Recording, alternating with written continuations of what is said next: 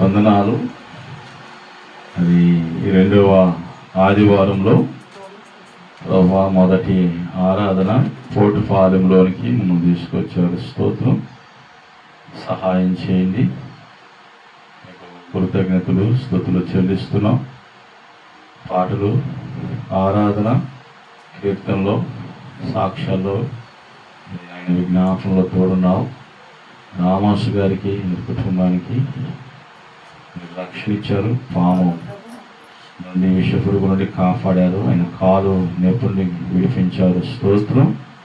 ఇప్పుడు నీ వాక్యంలో కొన్ని మాటలు మేము ధ్యానం చేసుకొని, నేర్చుకొని, తెలుసుకొని ముందుకు సాగే కృపనిచ్చి కాపాడమని, నీవు మమ్మల్ని రక్షించే దేవుడు అని, మమ్మలను శోధన నుండి తప్పించే దేవుడు అని మేము గుర్తెరిగినట్లు సహాయం చేయమని యేసు నామములో ప్రార్థన చేసి ప్రారంభిస్తున్నాము తండ్రి.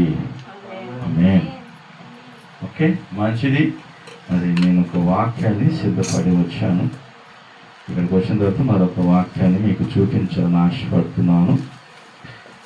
మనమందరము బైబిల్ గ్రంథంలో మొదటి కొరింథీ పత్రిక 10వ అధ్యాయంలో ఇక్కడ అపోస్తలుడైన పౌలు గారు సంఘానికి కొన్ని మాటలు రాస్తూ వస్తున్నారు. 10వ అధ్యాయం అంతా మీరు చూస్తే దేవుడు, క్రీస్తు, బండ మీద మనం కట్టబడాలి అని రాయబడింది. మొదటి కొరింథీ 10వ అధ్యాయము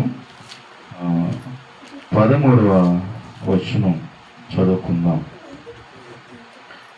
13వ వచనం. సాధారణంగా మనుషులకు కలుగు శోధనలు తప్ప మరి ఏది మీకు సంభవింపలేదు. దేవుడు నమ్మదగినవాడు. మీరు సహింపగలిగినంతే కంటే ఎక్కువగా ఆయన మిమ్మను శోధింపనీయుడు. అంతేకాదు, సహించగలుగుటకు ఆయన శోధనలతో కూడా తప్పించుకునే మార్గము కలుగుచేయును. హల్లెలూయా. కాబట్టి పౌలు గారు ఈ మాటలు మొదటి ఈ సంఘము కొరింథీ సంఘానికి రాస్తున్నాడు. కొరింథీలో కూడా ఒక సంఘం ఉంది. మరి కోటిపాలలో మన సంఘం ఎలా ఉందో, కొరింథీ అనే ఓ పట్టణంలో ఓ సంఘం ఉంది. ఆ సంఘానికి ఈ మాటలు ఎందుకు రాస్తున్నాడంటే, అది సంఘము అంటే ప్రభు శరీరం. ప్రభు శరీరం మనం అందరం రొట్టె రూపంలో, ద్రాక్ష రూపంలో తీసుకుంటున్నాం. మరి సంఘానికి రక్తం గార్చి ప్రాణం పెట్టి చనిపోయింది ప్రభు ఒక్కడే. ఆ రూపాన్నే ఈ వాక్య రూపంలో, సాక్ష్య రూపంలో, పాటల రూపంలో, ప్రార్థన రూపంలో నడిపించేది సేవకులుగా మేము. అయితే పౌలు కూడా ఏం చెప్తున్నాడంటే, ఈ మాట ఎందుకు రాస్తున్నాడంటే, శోధనలు అనేవి సహజం. మా 13 అంటే సాధారణంగా మనుషులకు కలుగు శోధనలు తప్ప మరి ఏది మీకు సంభవింపలేదు. సాధారణంగా మనుషులందరికీ ఏమొస్తాయి? శోధనలు వస్తాయి, బాధలు వస్తాయి, ఇబ్బందులు వస్తాయి, అనారోగ్యాలు వస్తాయి, ఆర్థిక ఇబ్బందులు వస్తాయి, కష్టాలు, నష్టాలు అనేవి మనుషులకు వస్తూ ఉంటాయి.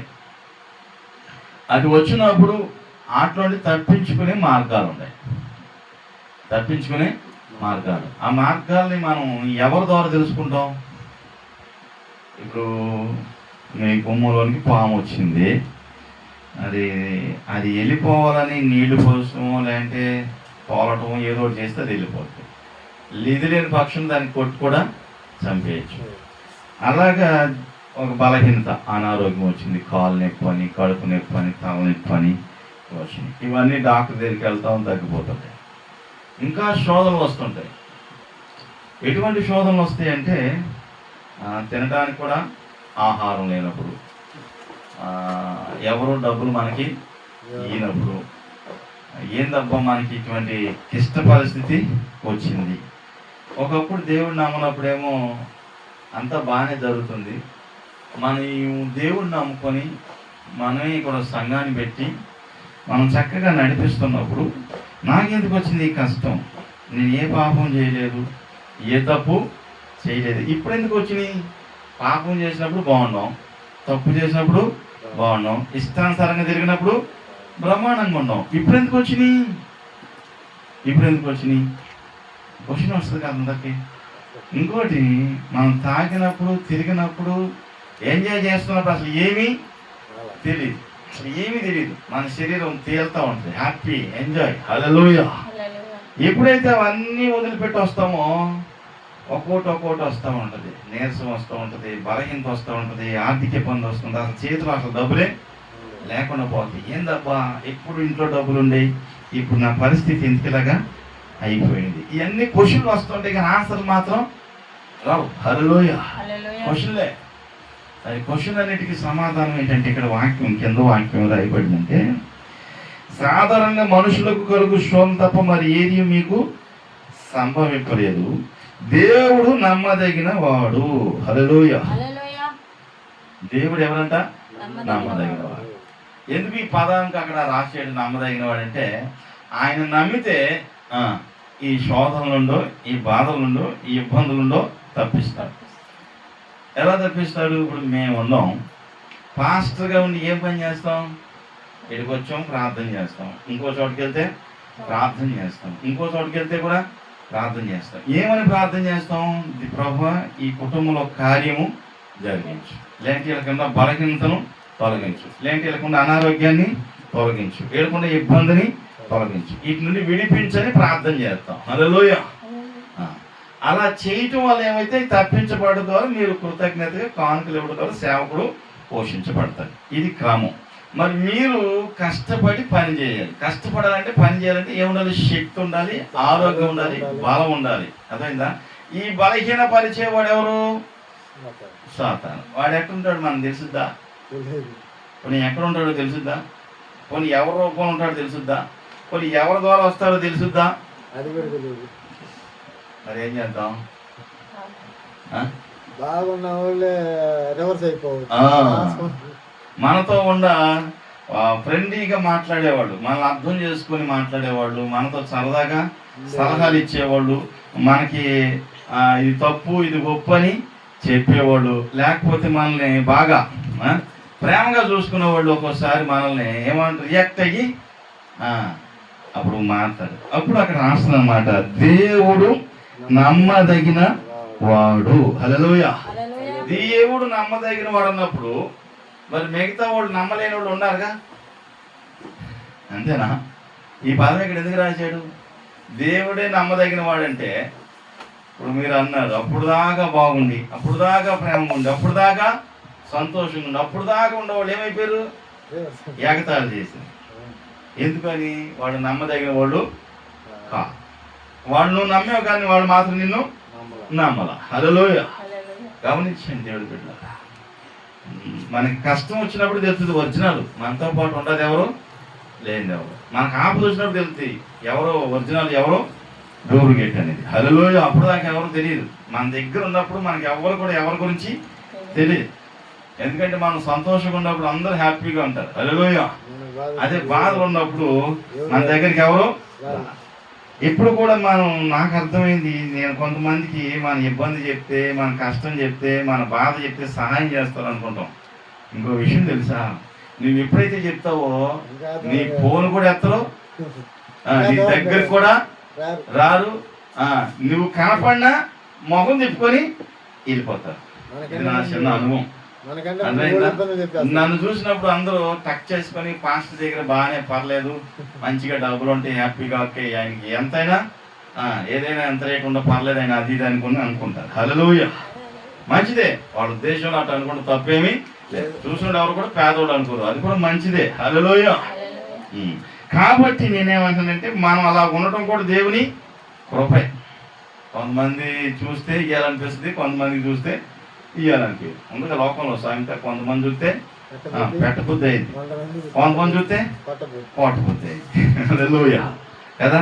మనం పెట్టే వారికి ఉండాలంటే మన దేవుడు ఏ దేవుడు అంట? నమ్మదగిన. ఇప్పుడు నమ్మదగిన దేవుడి దగ్గర మనం ఉండాలి, మనం కూడా నమ్మకంగా ఉండాలి. ఎందుకంటే మనం నమ్మింది ఎవరిని? దేవుడిని. మన పరిస్థితులను బట్టో, మన కుటుంబ పరిస్థితులను బట్టో, మనకున్న ఇబ్బందులను బట్టో, వీటన్నిటిలో నుండి దేవుడు మనల్ని విడిపిస్తాడని దేవుడిని నమ్మాం. తర్వాత దేవుని నమ్మినట్టే ఉంటాం, కానీ మనం ఆధారపడేదంతా ఎవరి మీద చెప్పాలి? వచ్చినారు బయట వాళ్ళ మీద, మనుషుల మీద. మనుషుల మీద ఆధారపడటం వల్ల మనుషులు ఏం చేస్తారు? మనల్ని ఎగతాళి చేయటము, హేళన చేయటము, లేదంటే మనకున్న బలహీనతలు ఎత్తి చూపించటము, లేకపోతే వీళ్ళ పని అయిపోయింది, వీళ్ళు ఎక్కడితో ఖాళీ, ఇంక వీళ్ళ సీటు తిరిగిపోయింది, వీళ్ళు ఊరు వదిలిపెట్టి వెళ్ళిపోతారు కదా. ఇవన్నీ కూడా మనం అన్నప్పుడల్లా మనకి ఎంత బాధ వేస్తుందంటే, ఏంట్రా నాతో ఉండేవాడే కదా, నాలో ఉండేవాడే కదా, మనోళ్ళే కదా, మనోళ్ళు అనుకున్నాం కదా అని నువ్వు అనుకుంటావు, వాళ్ళు కూడా అనుకోవాలి. హల్లెలూయా. ఎవరు అనుకోవాలి? వాళ్ళు. ఈ భూమి మీద మనుషులు నమ్మదగిన వాళ్ళ కాదా? కాదు. అందుకని ఆ మాట రాస్తున్నాడు. ఏం రాస్తాడంటే 10వ అధ్యాయం 13వ వచనం 2-3 లైన్లో, దేవుడు నమ్మదగిన వాడు, మీరు సహింపగలిగినంత కంటే ఎక్కువగా ఆయన మిమ్మల్ని శోధింప నీయడు. హల్లెలూయా. మరి ఏం చేస్తాడు? మీరు సహించాలి. సహించాలంటే ఎంతవరకు సహిస్తాం? భార్య భర్తల మధ్యలో ఏదైనా ప్రాబ్లం వచ్చిందంటే సహిస్తామా? సహించలేం. కరుపులు, కేకలు చాలా వచ్చేస్తాయి కదా. ఈ మధ్యకాలంలో భార్య ఒక మాటనా తగ్గదు, భర్త ఒక మాటనా తగ్గదు. నాకు వేరియేషన్ ఇప్పటికీ అర్థం కాదు. భర్త ఏమన్నా ఏం తప్పు చేసాను అన్నావు అంటాడు, భార్య నేనేం తప్పు చేశాను నువ్వు అన్నాను. వీళ్ళిద్దరు నాకు పిల్లలు చదువుతుంటారు, ఏందబ్బా వీడు తప్పు చేసి వాళ్ళు తప్పు చేసి, తప్పు ఎక్కడ చేస్తున్నారు? మా అమ్మ ఇంట్లో ఉండే, మా నాన్న పనికి వెళ్ళా, వీళ్ళు ఇద్దరు తప్పు చేసావు అంటారు. వాళ్ళకి ఏమనిపిద్ది? వాళ్ళ తప్పు అంటే ఏంటో కూడా తెలియదు. వాళ్ళ కూర ఏమైంది తెలుసా? ఈటెక్కిపోతుంది. అదేవిధంగా చాలా మంది కుటుంబాలు ఈ చిన్న చిన్న మనసు భేదాలు లేకపోవడానికి గల కారణం ఏంటంటే దేవుని ప్రేమ లేకపోవడం. ఈ రోజుల్లో మన సంఘంలో చాలా మంది లేకపోవడం కూడా కారణం ఏంటి తెలుసా? మన దగ్గర కూడా ప్రేమ లేకపోవడం. హల్లెలూయా. అర్థమైందా? నాకు అర్థం కాని విషయం ఏంటంటే, తప్పు చేసిన వాళ్ళు బాగుంటారు, తప్పును చూసిన వాళ్ళు కూడా బాగుంటారు. ఏమీ తెలియకుండా మాట్లాడుకుంటాం చూడు, మనదే బాధ ఎక్కువ. చేసినోడు బాగున్నాడు, దాన్ని చూసినోడు కూడా ఏమి తెలియకుండా, వెనక ముందు తెలియకుండా ఆడు అట్లాంటి కదా, వీళ్ళు ఎట్లాంటి కదా అని అనవసరంగా మాట్లాడుకొని మన బుర్ర ఏమైపోయాం దేవుడికి. నీకు ఆ విషయం తెలుసుకోలేదు. నెగిటివ్ ఒకటి, పాజిటివ్ ఒకటి, ప్లస్ ఒకటి, మైనస్ ఒకటి కదా. Negative, positive. నెగిటివ్ ఏంటంటే జరగదులే, అది అవ్వదులే, నాకు తెలిసిలే, నాకు తెలిసిపోతులే ఏదైనా అనేది నెగిటివ్. ఇంకా బతకలే, చచ్చిపోతాడు, ఇంకా అది వేస్ట్ అనేది నెగిటివ్. దేవుడు బతికిస్తాడు కదా, దేవుడు కదా బతికించేది, దేవుడు కదా చేసేది, మనం మనుషులు ఏముందనేది పాజిటివ్. మనం ఎక్కువగా ఏం ఆలోచిస్తాం? నెగిటివే. దానికి ఒక సామెత కూడా చెప్తాం, కీడించి మేలు ఎంచున్నాను. ఇంక కీడించినప్పుడు మేలు ఎంత జరుగుద్ది? కీడించి మేలు జరగాలంటే ఎంత జరుగుద్ది కదా. మేలు జరిగిస్తాడు దేవుడు, మేలు చేస్తాడు నమ్మితే మేలు. కీడించుకున్నప్పుడు కీడే జరుగుద్ది, కానీ మేలు ఎక్కడ జరుగుద్ది? సామెతలు అనేవి కొన్నిసార్లు వాళ్ళు చెప్తూ మంచిదే, తప్పలేదు దాంట్లో. హల్లెలూయా. కీడించి మేలంచి అంటే, ఇప్పుడు మనం ఒక ఊరు వెళ్ళాలి, ఈ ఊరు వెళ్ళాములే, వాన వద్దాము, ఉరుములు వస్తున్నాయి, ఇంకేముంది, చీకటి పడిపోయింది, కరెంటు పోయిందంటే వెళ్తామా? ఏం కాదులే, పర్లేదు, దేవుడు ఉన్నాడు, మనం వెళ్ళాలనుకుంటే ఇది పాజిటివ్. ఒక ఆయన చెప్పాడు, ఇప్పుడు సింహం చూసినప్పుడు ఎలుగుబంటికి కోపం వస్తుంది, సింహం ఎలుగుబంటి మీద పోట్లాడు, ఒక్కోసారి రియాక్ట్ అయ్యి. అదే ఆపదలో ఉన్న సింహాన్ని వరదలో కొట్టుకెళ్ళిపోతుంటే ఎలుగుబంటి వెళ్ళి కాపాడుతుంది. మరి అంత ముందు ఏం చేసినాడు? నెగిటివ్గా ఉండే కదా. ఇప్పుడు ఎట్లుండే? మన ఆలోచన బట్టి ఏదైనా మనం ఏం చేస్తామంటే జడ్జిమెంట్ చెప్పేస్తాం, అది చెప్పలే. డైరెక్ట్ లాయర్లు కూడా వాదించేది ఏముంటుంది, ఇంకా జడ్జిమెంటే ఇంకా అంతే. ఇంకా అంటే మనకి అంతా తెలుసు అనుకుంటాం, అదే వచ్చింది చెప్పలే మనకంతా. అందుకని రజనీకాంత్ అంటారు, తెలిసింది గోల్ అంతా కొండంత సినిమా డైలాగ్ బాగా అర్థమవుతుంది మనకి. హల్లెలూయా కదా, ఎందుకంటే మనం అప్పుడప్పుడు చూస్తుంటాం కదా. రండి, కాబట్టి దేవుడు నమ్మదగిన వాడు. ఇప్పుడు నమ్మాల్సిందంత ఎవరిని? దేవుడిని. మారిస్తే మార్చు, బాగు చేస్తే బాగు చేయి, స్వస్థపరిస్తే స్వస్థపరచు, దీవిస్తే దీవించు, నేను ఇంకేమి చేయను. ఇది దేవుడి మీద నమ్మకం. హల్లెలూయా. ఆ గుడ్డి నమ్మకం ఉండాలి. అదే చెప్పాను, ఆ గుడ్డి నమ్మకం ఎప్పుడో తెలుసా? ఎప్పుడొద్ది? పూర్తిగా దేవుడి మీద ఆనుకున్నప్పుడు. హల్లెలూయా. మనం ఉసుకంటే మనుషుల మీద ఆధారపడినంత కాలం మనం ఏమి చేయలేం. మనుషులు అవసరమే, బంధువులు అవసరమే, స్నేహితులు అవసరమే, గ్రామం అవసరం, అన్నీ అవసరమే, కాదంటులా. హల్లెలూయా. నేనేమంటానంటే ఇవే మనుషులు, ఇదే గ్రామం, ఇదే బంధువులు అన్నీ ఉన్నప్పుడు వచ్చి అన్నీ లేనప్పుడు నేను వదిలిపెట్టినప్పుడు నీకు ఎవరు అవసరం? అప్పుడు ఎవరి మీద ఆధారపడాలి? మనం పూర్తిగా అందరితో ఉండాలి, సమాధానంగా ఉండాలి, కానీ దేవుని మీద ఆధారపడటానికి మనం నేర్చుకోవాలి. అక్కడ రాస్తున్నాడు, దేవుడు నమ్మదగిన వాడు కదా, మీరు సహింపగలగనంత కంటే ఎక్కువగా మిమ్మను శోధింపనీయుడు కాదు, శోధింపనీయుడు. అంతేకాదు సహింపగలుటకు ఆయన మీ శోధనతో కూడా తప్పించుకునే మార్గాన్ని కలుగజేయు. ఇప్పుడు మార్గం కలుగు చేస్తాడు. ఆ మార్గం ఏదనేది మనకు తెలియాలి కదా. కొరింథీ సంఘంలో 10వ అధ్యాయంలో 13వ వచనంలో ఈ మాట ఎందుకు రాశాడంటే, వాళ్ళకు కూడా సంఘంలో శోధనలు వచ్చినాయి, సంఘంలో గొడవలు వచ్చినాయి, సంఘంలో భేదాభిప్రాయాలు వచ్చినాయి, సంఘంలో అలుగులు వచ్చినాయి, సంఘంలో ఆటంకాలు వచ్చినాయి, సంఘంలో కోపతాపాలు వచ్చినాయి, అన్నీ వచ్చినాయి. హల్లెలూయా. అయితే దేవుడు ఉన్నాడమ్మా, నమ్మదగిన ఆయన చేస్తాడమ్మా, మీరు సహింపగలిగినంతకంటే ఎక్కువ మిమ్మల్ని ఇబ్బంది పెట్టడమ్మా. అయితే మీరు తప్పించుకునే మార్గాలు ఎత్తుకోవాలి. తప్పించుకునే మార్గాలు అంటే, ఇప్పుడు పాము వచ్చింది, దాన్ని తప్పించుకున్నామా తొక్కేసామా? తప్పించు. అందుకనే 94వ కీర్తన 91వ కీర్తన అంటాడు 14వ వచనం, అతడు నన్ను ప్రేమించుచున్నాడు కనుక నేను అతన్ని ఇప్పుడు తప్పించాలంటే దేవుని వైపు మనం ఉండాలి. హల్లెలూయా. ఈ రోజుల్లో మనం చూస్తున్నాం, ఈ అమెరికాలో ఎక్కువ పాముల్ని, ఇంకా కప్పల్ని, తేళ్ళు, ఇట్లా జంతువులు వాళ్ళు జంతువులు పెంచుకుంటారు, జంతువులు బాగా ప్రేమిస్తారు. ఇప్పుడు ఒకసారి ఒక చిన్న కొండ శిలను పెంచుకుంది ఒక ఆమె పెరుగుతుంది, అది పెరుగుతుంది. అది కొన్ని రోజుల తర్వాత ఏం చేసిందంటే ఆహారం తింటాం మానేసింది. ఆ పాము పక్కలో పడుకోవటం, ఆమెతో ఆమె మీద పడుకోవటం, ఆ తర్వాత అది ఆమె చుట్టుకోవటం, చేతులు చుట్టుకోవటం, ఇవన్నీ కొలతలు కొలుచుకుందంట. కొలతలు కొలుచుకుని దీన్ని ఎప్పుడు మింగాలని చూస్తా ఉందంట. ఎందుకంటే అది కొన్ని రోజులు బట్టి ఆహారం.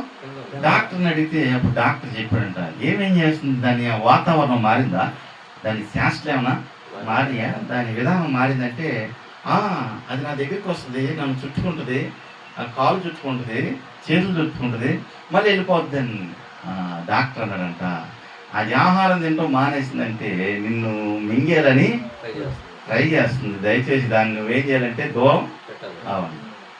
ఇప్పుడు చిన్నప్పటి నుండి పెంచుకున్నావు, సంకని ఎత్తుకున్నావు, చక్కగా ఎత్తుకున్నావు, ఇప్పుడు దాన్ని నువ్వు చంపేయకపోతే అది నువ్వేం చేద్దే? ఇప్పుడు నువ్వేం చేయాలి? ప్రాణం అవ్వదుగా. హల్లెలూయా. డాక్టర్ అన్నాడంట, ఏం చేయాలంటే ఏముంది, ఒక సూదిస్తే చాలు. అర్థమైందా? ఈ రోజున మనం నమ్మిన వాళ్ళు మనల్ని ఎంతమంది మోసం చేసి ఉంటారు? మనం సహాయం చేసిన వాళ్ళు, పోనీ మన చేత్తో సహాయం పొందినోళ్ళు, లేదంటే మన చేత్తో ఆహారం తిన్నవాళ్ళు, లేదంటే మనం ఇస్తే బతికినోళ్ళు ఈరోజు మనల్ని ఎగతాలు చేసేవాళ్ళు లేరా? మనం చూస్తే మనకేమనిపిస్తే వీళ్ళకి అనవసరంగా సహాయం చేసాము, వీళ్ళకి చేయకపోయినా బాగుంది. హల్లెలూయా. ఇప్పుడు ఒకప్పుడు అంటే దేవుడి బిడ్డలు తెలియదు, ఇప్పుడు దేవుడి బిడ్డలో కూడా ఇటువంటి బ్యాచ్, పనికి మన బ్యాచ్ తయారయ్యి. నేను ఎందుకు చెప్తానంటే ఒక్కరే ఎంతోమంది ఉండరు. నిన్న కుర్రోడు వచ్చాడు, మా బాత్రూమ్ అది ట్రబ్ ఊడిపోతే నా సండే స్కూల్ పిల్లోడు వాడు 5 సంవత్సరాలు మట్టి సండే స్కూల్ పిల్లోడు వాడు పెరిగి పెద్ద అయ్యి అప్పటికి 5 సంవత్సరాలు, నేను వచ్చి 5 సంవత్సరాలు అంటే 30 సంవత్సరాలు అయింది. అడిగి పెళ్ళి అయింది, 2 పిల్లలు. వాడి పేరు మైకులు. నన్ను పిలిస్తే వచ్చాడు, అది చేశాడు. ఆ లైట్ బిగించాడు. తర్వాత అడ్జస్ట్ ఫ్యాన్ ఒకటి పాస్టర్కి అంత డస్ట్ పట్టేసి పోకకి అదంతా జరిగితే అడ్జస్ట్ ఫ్యాన్ బిగించాడు. అంతా బిగించి అంతా అయిపోయిన తర్వాత అన్నాడు, ఆయన 10 మంది పాస్టర్ గురించి చెప్పాడు.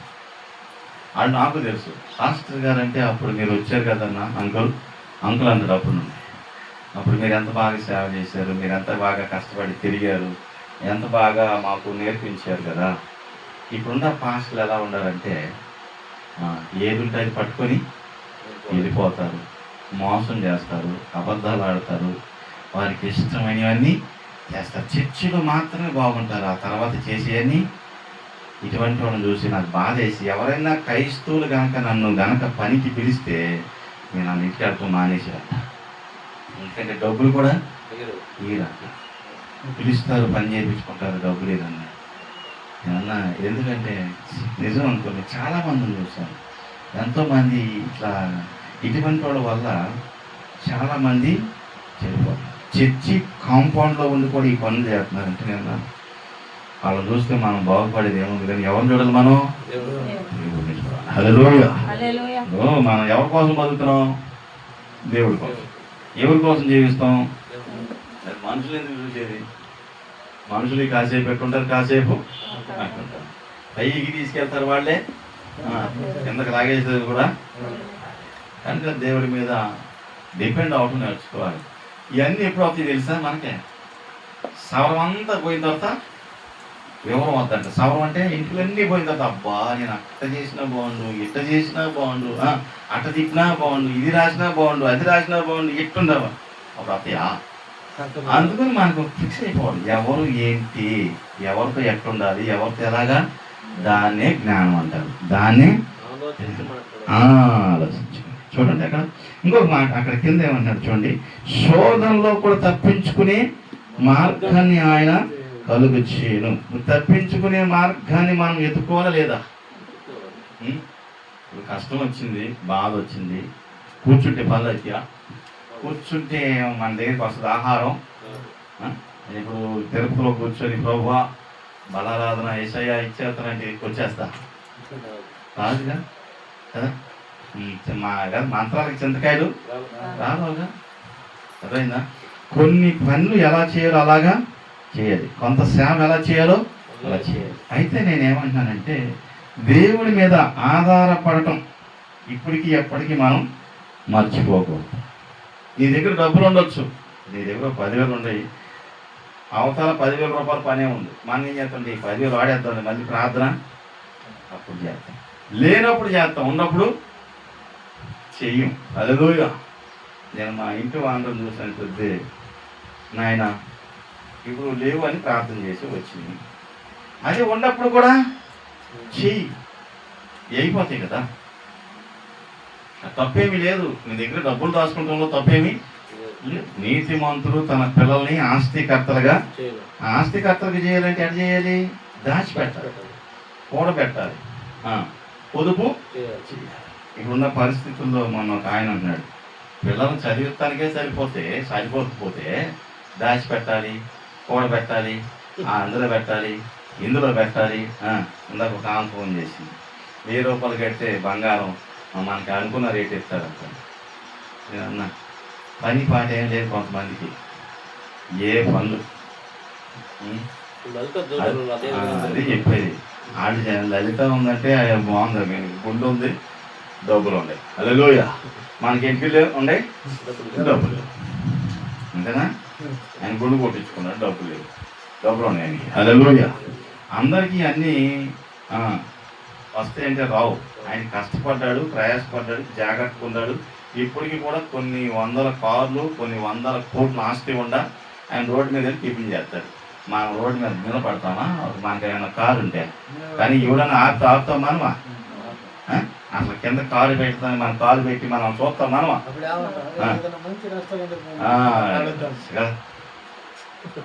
కార్కి రెస్టారెంట్కి అని సంబంధం ఉందా? ఆయన అంటాడు, నా పిల్లలకి ఇప్పటికి నేను అన్నీ నేర్పిస్తాను. ఎందుకంటే నేను పడిన కష్టం వాళ్ళు కూడా తెలుసుకుంటేనే. మరి ఇప్పుడు మన పిల్లల్ని ఎక్కడ కష్టపడకూడదు, ప్రయాసపడకూడదు. పడకూడదు అంతే మరి, అంతే. హల్లెలూయా. నేను నిజం చెప్తున్నాను. నా కొడుకు నన్ను ఒకసారి అన్నాడు, ఇక్కడ దశంబాలు వస్తున్నాయి, కొండగుంటలో దశంబాలు వస్తున్నాయి, అన్నీ తినేపోతే డబ్బులు లేవనుకోతే నువ్వు దాచి పెట్టవచ్చుగా అన్నాడు. కొన్ని సంవత్సరం అన్నాడు నన్ను నా కొడుకు అడిగాడు క్వశ్చన్. 10th అయిపోద్ది కదా, సరే ఓకే మంచిది. అప్పుడు నేనేం చేసింది తెలుసా? ఎవరెంత ఇచ్చినా తీసుకెళ్ళి అక్కడే వాడే లెక్క పెట్టాలి, వాడే ఖర్చు పెట్టాలి, మిగిలిన కూడా వాడే చెప్పాలి. నేను 2 నెలలు పోయిన తర్వాత చూసి 3 నెలలు, ఈ నెల ఎంత ఆశ అంటే ఎక్కడుండి 10th అయితే సరిపోతుందా? నువ్వే కదా, అక్కడ వస్తున్నాయి కదా, ఇక్కడ వస్తున్నాయి కదా, తినైపోతే దాచిపెట్టవచ్చు కదా అన్నావు. మరి దాచిపెట్టు. నేనేమో వద్దన్నాను. ఏం చేయి, దాచిపెట్టు. ఇగో నీకు పోస్ట్ అకౌంట్ పోస్ట్లో ఉంది, సప్తగిరిలో ఉంది, స్టేట్ బ్యాంక్ ఉంది, కట్టుకో. ఏం కట్టుకునేది? ఇట్లా వస్తున్నాయి అట్లా అయిపోతున్నాయి. నేను అన్నా, ఇంట్లో 2 లేవురా మనము, 4 లేము. ఎంతమంది ఉన్నాం? 6 మంది కాదు, 7 మంది. మాయమ్మే 2. అందరూ అన్నం తింటే ఆమె ఏంటంటే 6,000 రూపాయల ట్యాబ్లెట్లు తినా.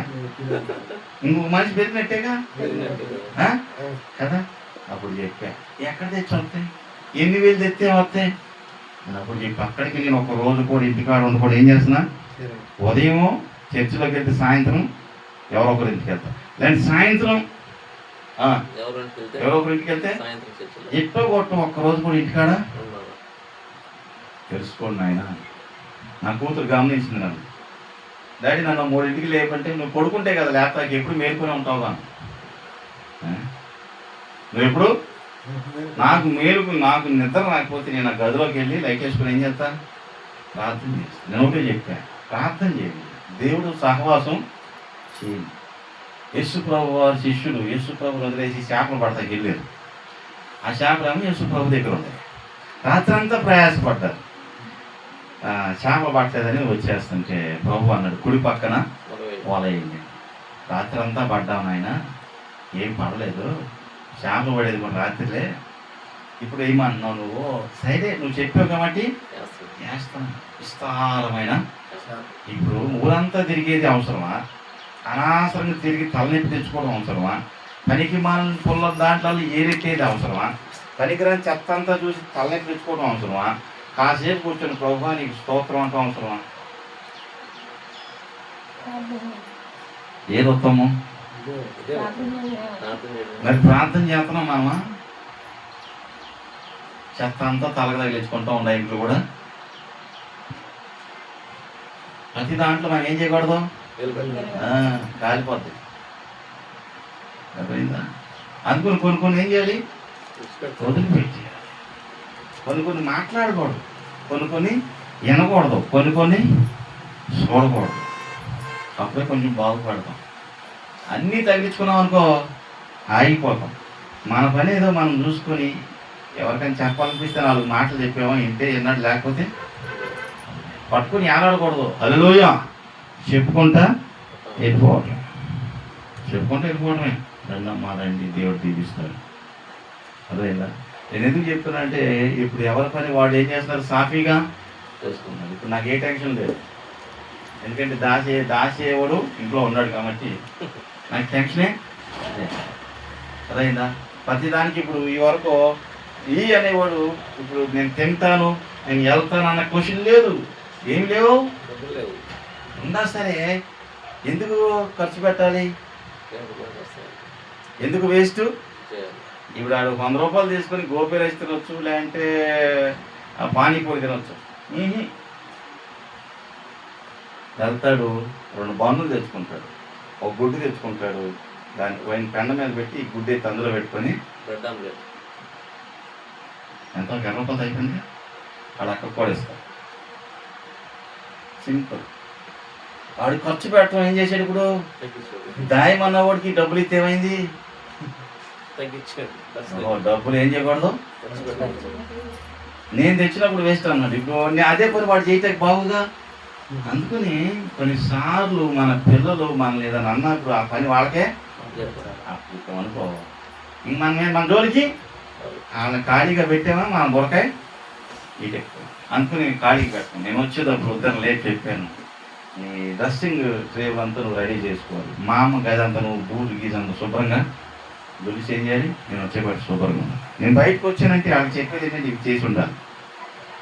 నేను లేననుకో, వాళ్ళమ్మ కాస్త పడుకుందనుకో, వీడి ఫ్రెండ్స్ ఏం చేస్తాడు బండి మీద రయ్య ఇప్పుడు అంటాకుందా పాప పడుకుందాం అనుకో. ఇప్పుడు ఏం చెప్పాను నేను, ఇవి ఉండేదంతా ఈ సంబంధం నీట్గా ఇవి అరే పిల్లలు పెంచడం అంటే చెప్పాలి మనం. హల్లెలూయా, నువ్వే క్లీన్ చేసుకోవాలి. నువ్వే హాలిడే కదా, పడుకుంటాం కదా, సరదాగా అట్లా సరదా అయిపోయింది. కాలేజీకి వెళ్ళిపోతున్నారు మీరు. అర్థమైందా?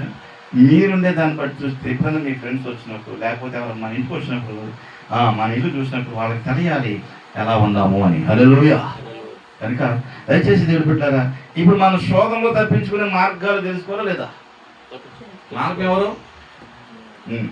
నేనే మార్గము అన్నాడు యేసు, నేనే సత్యము అన్నాడు యేసు, నేనే జీవము. ఆయన మార్గంలోనికి రావాలి. ఆయన మార్గంలో ఇరుకు మార్గం, విశాల మార్గమా? ఇరుకు మార్గం. అందరూ విశాలం ఉంటే ఎవరు పెడతాడు? ఈ మార్గం నడవాలంటే కొంచెం కొన్ని అలవాట్లు, కొన్ని ఆలోచనలు, కొన్ని విధానాలు ఏం చేయాలి, వదిలిపెట్టుకుంటా చక్కగా రావాలి. హల్లెలూయా. టైలర్కి మీరు జాకెట్ ఇచ్చారు కదా, ఇచ్చిందని అట్లాగే పలకేసి కుట్టేస్తాడా? ఫస్ట్ కొలత పెట్టి ఎట్ట పెడితే అక్కడ ముక్కలు కోసేస్తాడా? ఈ జాకెట్ ఇస్తావు, అది జాకెట్ ఇస్తావు, దాని మీద పెట్టి ఏం చేస్తున్నాడు? చుట్టూ కట్ చేస్తే ఊరుకోనంటే జాకెట్ వద్దా? అట్లాగా మనిషి ఎదిగేటప్పుడు కొన్ని కటింగ్లు, కొన్ని వంపులు, కొన్ని సొంపులు ఏం చేయాలి మనం? కట్ చేయలేదు అనుకో, అది అట్లాగే పెరిగి మన మీద పడుతుంది చెట్లాగా. గుర్తుపెట్టుకో, పిల్లలైనా తల్లులైనా ఎవరైనా సరే సరి చేయటం చాలా అవసరం. దేవుడి మార్గంలో నడవటం చాలా అవసరం. దేవుడు అలాగే మనం నడిపించాలంటే మనము శోధించబడిన మీదట ప్రభు అంటాడు సువర్ణమై మారేదమంటాడు. అదైందా? మీరు అనుకోవచ్చు నాకే వస్తున్నాయి కష్టాలు, నాకే వస్తున్నాయి బాధలు. ఇంకో మాట చెప్పి నేను ప్రార్థన చేస్తాను. చూడండి, మొదటి పేతురు పత్రికలో అపోస్తలుడైన పేతురు ఒక మాట అంటాడు. ఏమంటాడంటే మనకే వస్తున్నాయి అనుకుంటాం. 5వ అధ్యాయంలో లాస్ట్ క్వశ్చన్లో ఒక మాట రాస్తాడు. ఏం రాస్తాడంటే చూద్దామా? మొదటి పేతురు 5వ అధ్యాయంలో చివరి మాట ఏంటంటే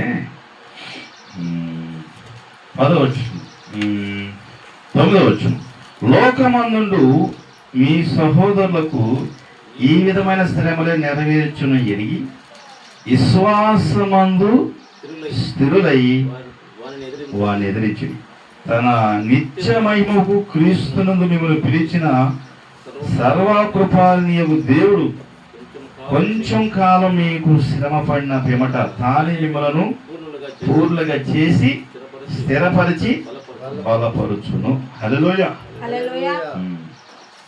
ఈ సేవకు వచ్చినప్పుడు అందరూ అన్నారు ఈ ఫస్ట్ వెళ్ళిపోతారు అన్నారు. నన్ను అన్న కూడా అందరూ వెళ్ళిపోయారు. నన్ను అన్న కూడా అందరూ, దేవుడు మాత్రం నన్ను ఇక్కడ ఇప్పటికి అంటాడు. ఫస్ట్ నేను చూసినప్పుడు నాకు మేసాలు లేవు, నేను సన్నగా ఉండ బెన్నీలాగే. నువ్వు సేవ చేస్తావు నాకు డౌటే, నువ్వు వెళ్ళిపోతావు అన్నారు.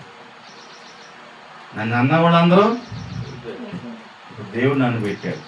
నేను ఒకటే వచ్చు, నాకు నేను లెగితే ప్రార్థన చేయటమే వచ్చు, బైబిల్ చదవటమే. ఇంక రెండో పని పెట్టుకోవాలి. ఎవరు ఏదైనా నేను పట్టించుకోవాలి. నేను హల్లెలూయా. ఇప్పుడే అనవసరమైన చెత్త పట్టించుకున్న పొర ఇటెక్ చేసుకున్నాను. కానీ అసలు అంటే అప్పుడు మనకి ఎవరు లేరు కదా. విశ్వాసులు ఎవరు లేరు కాబట్టి వదిలేశాం. వీళ్ళు విశ్వాసులు వచ్చారు, సంఘం వచ్చింది, సేవ వచ్చింది, సంఘ పెద్దలు వచ్చారు, భార్య వచ్చింది, పిల్లలు వచ్చారు, కుటుంబం వచ్చింది, తల్లి వచ్చింది, అప్ప వచ్చింది, అమ్మ వచ్చింది. ఇవన్నీ వచ్చినప్పుడు ఏమవుతాయి? శోధనలో, బాధలో, అర్థమైందా? వీటన్నిటిలో కూడా మనం ఎట్లుండాలి తెలుసా? సంతోషంగా ఉండాలి. హల్లెలూయా. నీట్గా ఎందా లేకపోయినా ఎట్లుండాలి తెలుసా? బాగా కోటీశ్వరులాగానే ఉండాలి.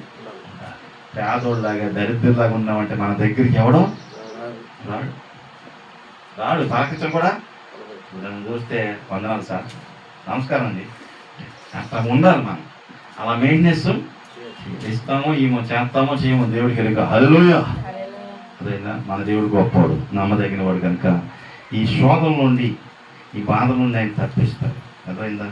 కనుక మన విశ్వాసాన్ని మనం కాపాడుకోవాలి, మన నమ్మకాన్ని మనం కాపాడుకోవాలి. ఈ శోధన నుండి తప్పించుకునే మార్గం దేవుడు మనకి ఏం చేస్తాడ? తప్పిస్తాడు. ఎందుకంటే మీ అందరికీ చెప్పి నేను నా కుటుంబాన్ని సరిగా పెంచలేకపోతే కుటుంబాన్ని కట్టలే, నీవు సంఘాన్ని ఏమి కడతామంటాడు దేవుడు. హల్లెలూయా. కనుక మీరు చూసే ఉంటారు, నా ఇంటికి వచ్చారు, మాతో ఉండాలి. అర్థమైందా? తప్పు చేస్తే తల్లి అయినా, చెల్లి అయినా, అమ్మాయినా అందరినీ గర్దిస్తాం. సంఘంలో ఎవరైనా సరే పొరపాట్లు ఉంటాయి, అవన్నీ సరి చేసుకోవాలి. హల్లెలూయా. చెప్పలా? అన్నీ కట్టింగ్ చేసుకుంటేనే మనకు రూపం. కట్ చేయలేదనుకో మనకు రూపం రా. మేస్త్రి రాయి పెట్టేటప్పుడు అక్కడ ఒక మొక్క అవసరం, దాన్ని కట్ చేయకుండా అట్టాకి పెడితే పడద్దా? పడదాం. కట్ చేయాలి. అదే ఎక్కడ ఎలా చేయాలి, అది వాడి నైపుణ్యం. ఇప్పుడు బస్తా నిండా ఆయన దాంట్లో ప్యాకెట్ నిండా మందు వేస్తున్నాడు. ఆ మందు ప్యాకెట్కి ఎంత పడుతుంది ఆయన బాగా తెలుసు. ప్యాకింగ్ చేస్తాడు. పట్టేది ఏమంటారు, వేసి తొక్కరాను అనుకో, ఏం మిగిలిపోతాయి? అది. కాబట్టి దేవుడి మీద మనం ఏమో డిపెండ్ అయ్యి ఆధారపడి జీవించడానికి ఇష్టపడాలి. అలా పడినప్పుడు దేవుడు తప్పనిసరిగా మనల్ని, మన కుటుంబాన్ని జీవిస్తాడు. దేవుడి వాక్యాన్ని మన వెనుకలో దీవించి ఆశీర్వదించును గాక. ఆమేన్. ప్రార్థన చేద్దాం. ప్రేమ కలిగిన తండ్రి స్తోత్రం. శోధనలో వచ్చినప్పుడు, కష్టాలు వచ్చినప్పుడు నమ్మదగిన దేవుడు నీవని, ఎవరికి అనేకమైన శోధనలు, బాధలను విడిపించావు, కాపాడావు. మేము మధ్యలోకి వచ్చాం, ముందుకు వెళ్ళిపోవాలి. ఎర్ర సముద్రం దాటి, యుద్ధాన్ని దాటి ప్రాణానికి వెళ్ళిపోవాలి. అటు ప్రయాణం చేయడానికి మాకు శక్తినివ్వండి. ఎన్ని కష్టాలైనా, నష్టాలైన, బాధలైన ముందు వైపు చూసి కొనసాగే కృపనివ్వండి. వాటి మార్గాల్లో తప్పించి దీవించి యేసయ్య పేరిట అడుగుచున్నాం తండ్రి.